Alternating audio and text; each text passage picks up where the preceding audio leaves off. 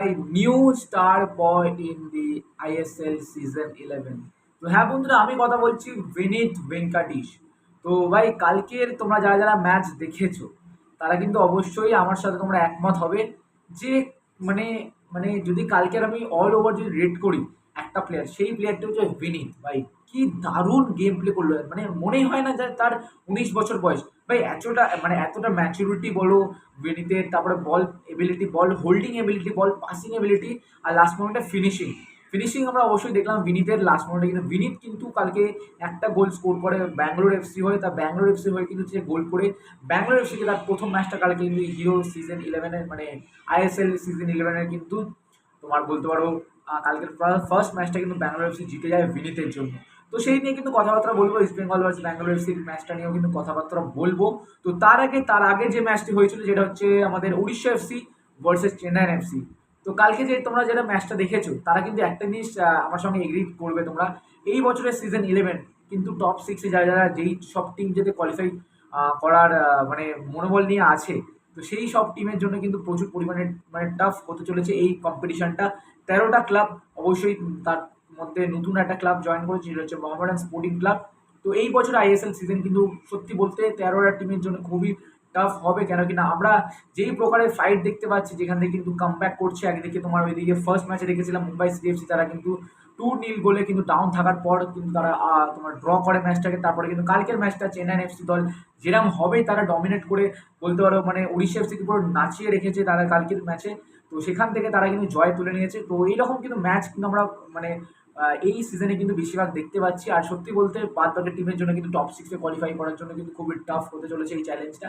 আর দেখা যাক কোন টপ সিক্স, মানে কোন কোন টিম টপ সিক্সের জন্য কোয়ালিফাই করে।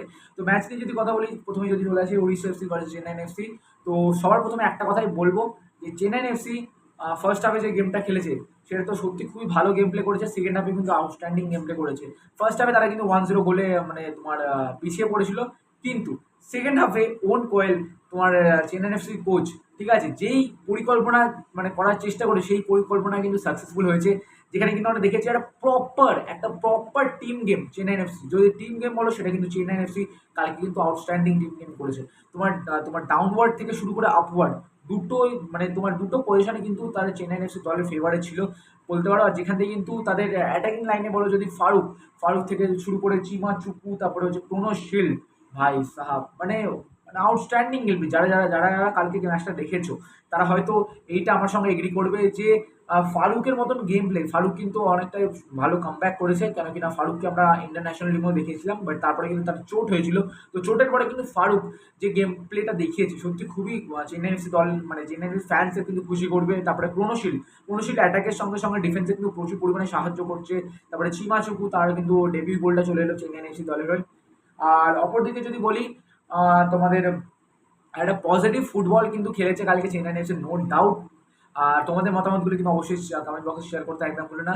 আর পরবর্তী যেটা হচ্ছে উড়িষ্যা এফসি দলকে নিয়ে যদি কিছু কথা বলি, তাহলে উড়িষ্যা এফসি দলে কিন্তু সেম জিনিসটা কিন্তু আবার রিপিট হচ্ছে। বান্দোদকার ট্রফিতেও কিন্তু আমরা দেখেছিলাম সেম জিনিসটা, যে উড়িষ্যা এফসির ডিফেন্স কিন্তু পরবর্তীকালে কিন্তু যা যারা মানে অপোনেন্ট টিমে যারা ফাস্টেস্ট উইঙ্গার, ঠিক আছে, যারা ফাস্টেস্ট স্পিডি উইঙ্গার যারা, তাদের জন্য কিন্তু টেস্টেড হচ্ছে তার ডিফেন্ডার। কেন কিনা তাদের তোমার বলো আহমেদ জাউ থেকে শুরু করে আমাদের মুর্তাজা ফল, তাদের কিন্তু স্পিডি রিকভারটা সেই রাউন্ডটা নেই, তাদের স্পিডটা কিন্তু খুবই কম। তাই জন্য তাদের কিন্তু বারবার কিন্তু পরীক্ষার মুখে পড়তে হচ্ছে।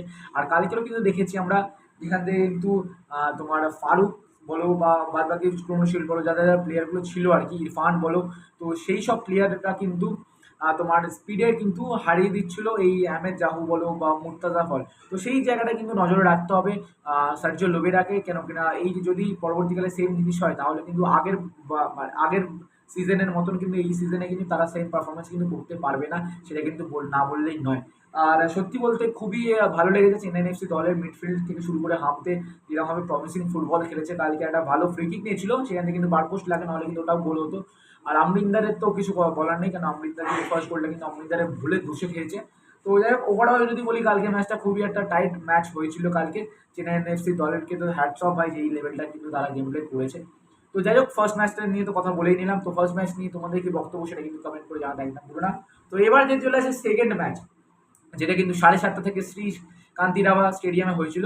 তো আরও একটা বিষয় যেটা আমি বলতে ভুলে গেলাম এই আগের ম্যাচটা নিয়ে, তো তোমার উড়িষ্যা এফসির যে উইনিং স্ট্রাইক, ঠিক আছে, তোমার উড়িষ্যা এফসি হোম গ্রাউন্ডে যে উইনিং স্ট্রাইক সেটাও কিন্তু কালকে ভেঙে দিল চেন্নাই এফসি।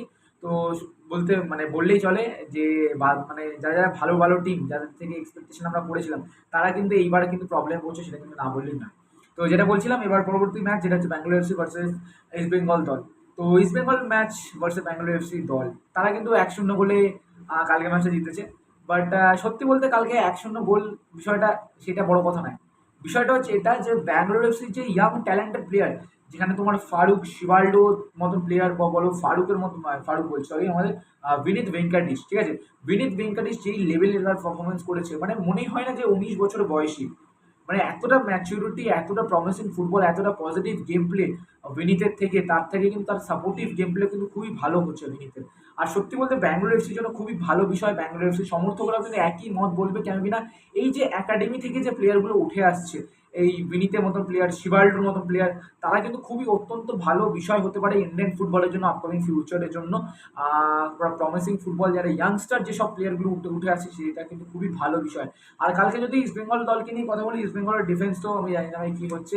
কালকে কোচ কার্লোস কোয়াদ্রাত কিন্তু সেম জিনিস কিন্তু আগের সিজনের মতন সেম জিনিস কিন্তু তারা রিপিট করছে এই বছরেও, যেখানে কিন্তু আমরা দেখেছি তারা মানে হারটা কিন্তু কন্টিনিউ হচ্ছে ইস্ট বেঙ্গলের দলের। আমি জানি না ভাই ইস্ট বেঙ্গলের কবে মানে তারা ট্যাকটিক্যালি চেঞ্জ করবে বা কোচ কার্লোস কোয়াদ্রাত কিরকম হবে পরবর্তীকালে ম্যাচগুলোকে তোমার তুলে ধরবে, সেটা এখন দেখার বিষয়। যেখানে কিন্তু আমরা মানে প্রথম থেকে কিন্তু ভেবেছিলাম যে মাদির তালাল হয়তো নামবে, সেখান থেকে কিন্তু আমরা দেখতে পেলাম না মাদির তালাল নামেনি। আর ডিফেন্স লাইনে কিন্তু হিজাজি মাহেরের সঙ্গে কিন্তু একটা ইউজকে, আর হিজাজি মাহেরকে নিয়ে যদি কথা বলি ভাই, ডিফেন্স লাইনে তিনটেই হিজাজি মাহের, লালচুং নুঙ্গা, তারপরে হচ্ছে আমাদের হেক্টর ডিউসে, তিনজনই কিন্তু হলুদ কার্ড খেয়েছে লাস্ট মোমেন্টে। কিন্তু লালচুং নুঙ্গা কিন্তু একটা রেড কার্ড খেয়ে যায়, সেটা পরবর্তীকালের কথা। বাট ডিফেন্স থেকে কিন্তু প্রচুর পরিমাণে কিন্তু ভুগতে হচ্ছে ইস্ট বেঙ্গল দলকে।